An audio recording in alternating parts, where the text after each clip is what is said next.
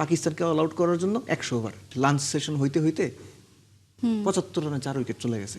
অবাক হওয়ার কিছু নাই। আমার মনে হয় সেফটি ফার্স্ট। আর এই টেস্টের কথা যদি আপনি বলেন, বাংলাদেশ 4th ডেতে, আমরা যখন আলোচনা করছি 4th ডে মর্নিং, বাংলাদেশ এই চতুর্থ দিনে কোন অ্যাপ্রোচে ব্যাট করে, কত দূরে যায়, দ্যাট ইজ ভেরি ইম্পর্টেন্ট। আমি কোন অ্যাপ্রোচে করা উচিত বলে আপনি মনে করেন?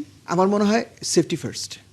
এখন অনেকেই বলবেন যে বাংলাদেশের জেতার জন্য যাওয়া উচিত। আমি সেটা ফিল করি জেতার জন্য যাওয়া উচিত, কিন্তু এই জেতার জন্য অতি আগ্রাসী হতে গিয়ে আপনি যদি 180 রান অল আউট হয়ে যান, তাহলে কিন্তু বিরাট বিপদ। ব্যাপারটা হচ্ছে যে অ্যাটলিস্ট প্রথম দুটো সেশন বাংলাদেশ যদি লেটস সে তর্কের খাতিরে আমি ধরে নিচ্ছি যে 55 ওভার বা 57 ওভার খেলা হবে, বাংলাদেশ যদি এই 55-57 ওভার যদি 170-80 করতে পারে, লিডের সাথে 200 রানের মতো হয়ে যায়, মানে আমি যদি বাংলাদেশ ক্যাপ্টেন হইতাম, আমি পরের সেশনে যদি আমার কাছে এনাফ উইকেট থাকতো, 10 ওভারে 60 করার টার্গেট নিতাম আমি, 60 থেকে 70, 310-15 পাকিস্তানকে অল আউট করার জন্য 100 ওভার, দিনের শেষ 10 ওভারে পাকিস্তানকে ব্যাটিং। যদি উইকেট মনে হতো যে স্পিনারদের জন্য ভালো হচ্ছে, প্রয়োজনে স্পিনার দিয়ে ওপেন করাতাম অপারেট, ওদের 5 জন বা হাতি, আমি মিরাজকে দিয়ে ওপেন করাতাম। আমি কথার কথা বলছি। তো জিনিসটা হচ্ছে যে পাকিস্তানকে যদি কোনোভাবে 260 প্লাস যে কোনো টার্গেট বাংলাদেশ দিতে পারবে, এই টেস্ট ম্যাচটা ইন্টারেস্টিং হওয়ার একটা ভালো সম্ভাবনা রয়েছে, বাট সেফটি ফার্স্ট। নিশ্চয়ই। কিন্তু যারা আসলে স্টার্ট করেছে, দুই ওপেনারের কেউই প্রথম ইনিংসে ক্লিক করতে পারেননি। দেখা যাবে আজকে সকালবেলা আমাদের যেটা হয়, প্রথম সকালটা আসলে জানি না, প্রথম সকালটা সব থেকে গুরুত্বপূর্ণ আমরা বলি, কিন্তু সেই সময়টাতেই তারা উইকেট হারিয়ে বসে। সেই জায়গায় আপনি কতটা আসলে ভরসা করতে পারছেন? বা আমরা দেখি প্রথম ইনিংসে খুব ভালো করেছে, 413কে আমি মোটামুটি ভালোই বাংলাদেশের জায়গা থেকে যদি চিন্তা করি, দেখা যাবে এখানে অন্যরকম এক বাংলাদেশকে দেখছি।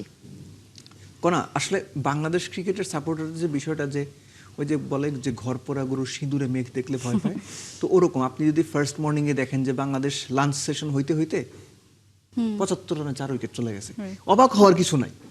এটা খুবই নর্মাল আমাদের বাংলাদেশের সাপোর্টারের জন্য বা আমাদের জন্য। সো ওই জায়গাটা থেকে আপনার সাদমানের কথা বলেন বা জয়ের কথা বলেন বা 3 নাম্বার পজিশন হোয়াটএভার, আপনার ভরসাটা রাখতে হবে। ছোট্ট একটু যদি যুক্ত করতে চাই, পাকিস্তানের যে ডেবিউট্যান্ট সেঞ্চুরি করলেন আজান, তার মাথায় বল লেগেছিল নাহিদ রানা, নিশ্চয়ই পড়েছেন যে তিনি ম্যাচ শেষে এসে বলেছেন বল লাগার পরে 4-5 মিনিট তো তিনি ব্ল্যাক আউটই হয়ে গেছেন। তারপর তার মনে হয়েছে এবার কিছু একটা করা দরকার, সে কে সেটা দেখানো উচিত, তিনি সেঞ্চুরি করলেন। একটা ব্যাপার হচ্ছে কি যে এর আগেও ইয়াসির আব্বাস আর কে যেন বাংলাদেশের এগেইনস্ট ডেবিউ হয়েছে, তারা সেঞ্চুরি করে গেছেন বাংলাদেশ, সম্ভবত 3 জন বা 4 জন, আমার মনে নেই। ব্যাপারটা হচ্ছে যে পাকিস্তান টিম যখন একজন ইয়াং ওপেনারকে নিয়ে বাংলাদেশের মাটিতে ডেবিউ করার সাহস নিয়েছে, আপনার ওটা মাথায় রাখা খুব জরুরি যে এই ছেলেটার বা এই বাচ্চাটার ওই কোয়ালিটিটা আছে। আপনি তাকে টিকেট ফর গ্রান্টেড ধরতে পারবেন না, 3টা বাউন্সার মারবেন, ভয় পেয়ে আপনাকে উইকেট দিবেন, বা প্রথম ম্যাচটাকে তাকে এমনি দিয়ে দেওয়া যায়, ঠিক আছে দেখো ওরকম না। সো ও যে ইনিংসটা খেলেছে, আমি বলবো যে এই ইনিংসটা দেখেও বাংলাদেশের এক্সপেরিয়েন্সড অনেক ক্রিকেটারের শেখার আছে, যে টেস্ট মানেই খালি এখনকার দিনে বকডাউন হয়ে ডট ডট ডট খেলা না। এবং আমি আবারও বলি, বাংলাদেশের এই ফার্স্ট ইনিংসে 500 করতে না পারার দায় বাংলাদেশের মিডল অর্ডারের। শান্ত যে পজিটিভ ফ্রেম অফ মাইন্ড নিয়ে 100টা করে গেছেন, এবং মুশফিক যে নেগেটিভ ফ্রেম অফ মাইন্ড নিয়ে ব্যাট করেছেন, লিটন যে বাজে শট খেলে আউট হয়েছেন, মিরাজ যে ধরনের রেকলেস শট খেলেছেন, আমার মনে হয়েছে বাংলাদেশ ফার্স্ট ইনিংসে 500 না করতে পারার দায় বেসিক্যালি এদের উপরে। বাট যেটা গেছে সেটা তো গেছে।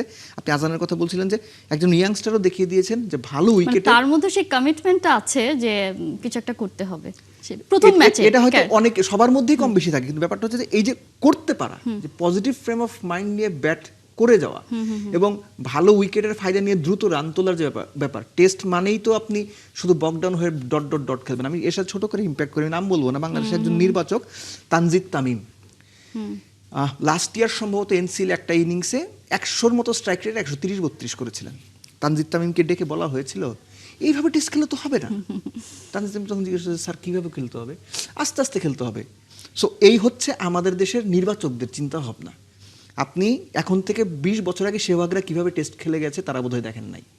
হ্যাঁ, সো জিনিসটা হচ্ছে যে টেস্ট মানেই হচ্ছে যে আপনার ডট ডট ডট খেলে যাওয়া না, স্কোরিং অপরচুনিটি থাকলে এখনকার টেস্টে রানটা করতে হবে। সো আমি ফিল করি যে আজান সেটা দেখিয়েছেন বিং দ্য ইয়াংস্টার, এবং বাংলাদেশের ক্রিকেটারদেরও যদি উইকেট সাপোর্ট করে, ব্যাটিং এর জন্য ভালো হয়, তাদের পজিটিভ ফ্রেম অফ মাইন্ড নিয়ে ব্যাটটা করা উচিত। এবং এখনো সুযোগ আছে এই টেস্ট ম্যাচটা বাংলাদেশের জয়ের।